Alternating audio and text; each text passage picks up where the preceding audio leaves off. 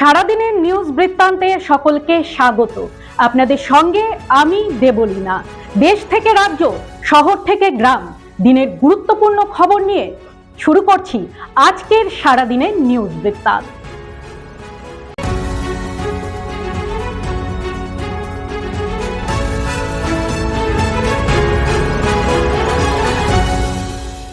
সারাদিনের নিউজ বৃত্তান্ত নিবেদন করছেন জুয়েলার্স, সোনা যা সর্বক্ষণের। Agnishwar jewellers, NS road, Raiganj. Shri Dhaka jewellers, আভিজাত্যের গয়না। ত্রিনয়নী জ্যোতিষ কার্যালয়, শ্যামপুর মোড়, দেবীনগর, রায়গঞ্জ। নেশামুক্ত সমাজ করতে Raiganj unity foundation, Rupahar, Raiganj. North বেঙ্গলের সেরা সুপার স্পেশালিটি হাসপাতাল জীবনরেখা। চেষ্টা নেশা মুক্তি কেন্দ্র, দেবীনগর, রায়গঞ্জ। রবিবার রায়গঞ্জ রেল স্টেশনে বৈদ্যুতিকরণের কাজ শেষ হতেই রায়গঞ্জবাসীর মধ্যে নতুন করে আশার সঞ্চার হয়েছে যে এবার থেকে দূরপাল্লার train Radhikapur express, Kulik express সহ রাধিকাপুর আনন্দ বিহার এক্সপ্রেস 1 নম্বর প্ল্যাটফর্মেই দাঁড়াতে পারে। এমন আশায় বুক বাঁধছেন শহরের বাসিন্দারা। উত্তর দিনাজপুর রেল উন্নয়ন মঞ্চের পক্ষ থেকে দিন 10 আগে ডিআরএম এর সঙ্গে দেখা করে এ বিষয়ে দাবিপত্র তুলে দেওয়া হয়েছিল। অনেকদিন ধরেই যাত্রীদের দাবি ছিল 1 নম্বর প্ল্যাটফর্মকে নিয়মিত ব্যবহারযোগ্য করার, কারণ 2 নম্বর প্ল্যাটফর্মের দৈর্ঘ্য কম থাকায় একাধিক কোচ প্ল্যাটফর্মের বাইরে দাঁড়ায়। এতে সাধারণ যাত্রী তো বটেই, বিশেষ করে প্রতিবন্ধী যাত্রীরা গুরুতর সমস্যায় পড়েন। 1 নম্বর প্ল্যাটফর্ম সচল হলে সেই সমস্যা দূর হবে। তবে রায়গঞ্জ রেল স্টেশনের স্টেশন ম্যানেজার রাজু কুমার জানিয়েছেন, কাটিহার ডিভিশন থেকে এখনো কোনো আনুষ্ঠানিক নির্দেশ আসেনি। ডিআরএম দপ্তর থেকে নির্দেশ পেলেই প্রয়োজনীয় পদক্ষেপ নেওয়া হবে। স্থানীয়রা আশা করছেন নির্দেশ এলেই দূরপাল্লার ট্রেন থামানোর সিদ্ধান্ত কার্যকর হবে এবং রায়গঞ্জ রেল স্টেশনের যাত্রী সুবিধা আরও এক ধাপ এগোবে। আগামী বিধানসভা নির্বাচনে পশ্চিমবঙ্গের সরকার গড়বে বিজেপি। আত্মবিশ্বাসের সুরে একথা জানালেন রাজ্য বিজেপির সহ সভাপতি রথীন বোস।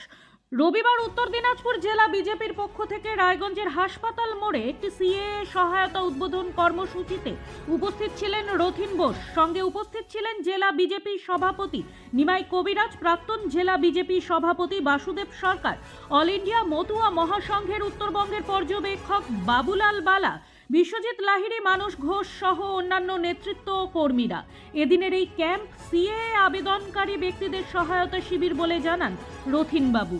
তিনি আরও জানান, রাজ্যে যেভাবে দুর্নীতিগ্রস্ত একটা সরকার চলছে তাতে রাজ্যের মানুষ বিরক্ত।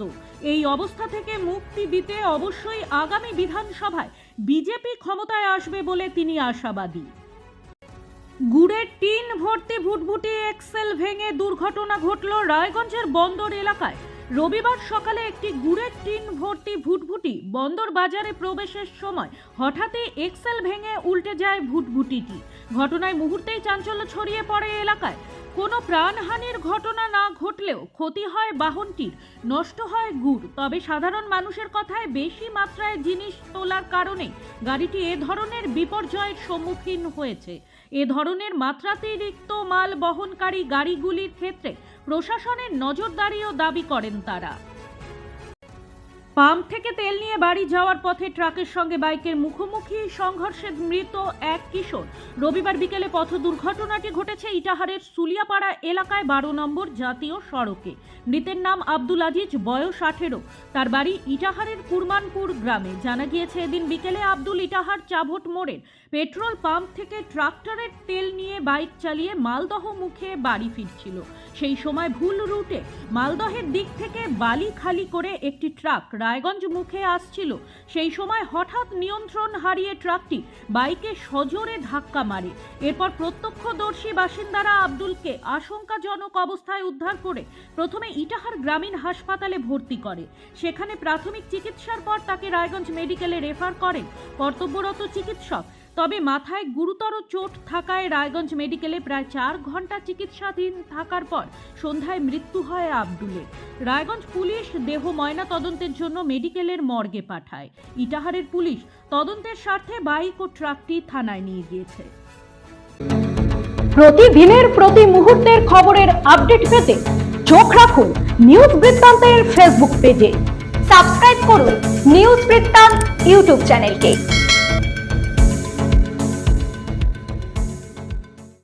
রক্তদান জীবনদান এই আদর্শকে সামনে রেখে রায়গঞ্জ ইনস্টিটিউটের পরিচালনায় এবং রায়গঞ্জ জীবনরেখা হসপিটালে যৌথ উদ্যোগে রবিবার আয়োজিত হলো এক স্বেচ্ছা রক্তদান শিবির। সংস্কৃতি চর্চার পাশাপাশি এ ধরনের মানবিক উদ্যোগকে সাধুবাদ জানিয়েছেন সকলেই। এদিনের শিবিরে প্রায় 50 জন স্বেচ্ছা রক্তদাতা রক্তদান করেন বলে জানানো হয় উদ্যোক্তাদের পক্ষ থেকে। অনুষ্ঠানটিতে উপস্থিত ছিলেন রায়গঞ্জ ইনস্টিটিউটের সাধারণ সম্পাদক Aditya Narayan Das, social welfare secretary Gourdas Mahanta, চিকিৎসক শান্তনু দাস সহ অন্যান্যরা। সাধারণত রায়গঞ্জ মেডিকেল কলেজের রক্ত সংকট মোকাবিলায় এই ক্ষুদ্র প্রয়াস তাদের বলে জানান আদিত্য নারায়ণ দাস। প্রতি বছরের ন্যায় এবছরও জেলাব্যাপী বিজ্ঞান অভিক্ষার আয়োজন করেছিল পশ্চিমবঙ্গ বিজ্ঞান মঞ্চের উত্তর দিনাজপুর জেলা কমিটি। গত 21শে সেপ্টেম্বর আয়োজিত এই পরীক্ষায় সারা জেলার প্রায় 12,500 পরীক্ষার্থী অংশ নেয়। জেলার প্রায় 340টি বিদ্যালয়ের শিক্ষার্থীদের অংশগ্রহণে সাফল্যমণ্ডিত হয় এই পরীক্ষা। রবিবার উক্ত বিজ্ঞান অভিক্ষার ফলাফল প্রকাশ করল পশ্চিমবঙ্গ বিজ্ঞান মঞ্চের উত্তর দিনাজপুর জেলা কমিটি। এদিন সাংবাদিক বৈঠক করে সংস্থার পক্ষ থেকে কৌশিক দত্ত জানান, শ্রেণী ভিত্তিক সফল পরীক্ষার্থীদের পাশাপাশি জেলার 6টি বিজ্ঞান কেন্দ্রের সফল পরীক্ষার্থীদের ফলাফল প্রকাশ করা হবে। পরবর্তীতে এইসব পরীক্ষার্থীদের হাতে শংসাপত্র এবং পুরস্কার তুলে দেবে পশ্চিমবঙ্গ বিজ্ঞান মঞ্চ। পশ্চিমবঙ্গ বিজ্ঞান মঞ্চের উত্তর দিনাজপুর জেলার পক্ষ থেকে রবিবার দুপুরে ত্রাণ বিতরণ করা হলো ধস কবলিত দার্জিলিংয়ের সোনাদা গ্রামে। এদিন সোনাদার প্রত্যন্ত গ্রামে শীতের শুরুতেই শীত বস্ত্র বিতরণ করা হয়। বিজ্ঞান মঞ্চের পক্ষ থেকে এদিন কম্বল তুলে দেওয়া হলো। উপস্থিত ছিলেন জেলার কার্যকরী সভাপতি যোগেশ বর্মন, কোষাধ্যক্ষ অংশুমান ঘোষ মজুমদার, দার্জিলিং জেলার পক্ষে প্রবীণ বিজ্ঞান কর্মী শ্রী শঙ্কর কর প্রমুখেরা। কম্বল পেয়ে খুশি ধস কবলিত এলাকার 35টি পরিবার। সারাদিনের নিউজ বৃত্তান্ত আজ এই পর্যন্তই। সঙ্গে থাকুন, দেখতে থাকুন, চোখ রাখুন নিউজ বৃত্তান্তে।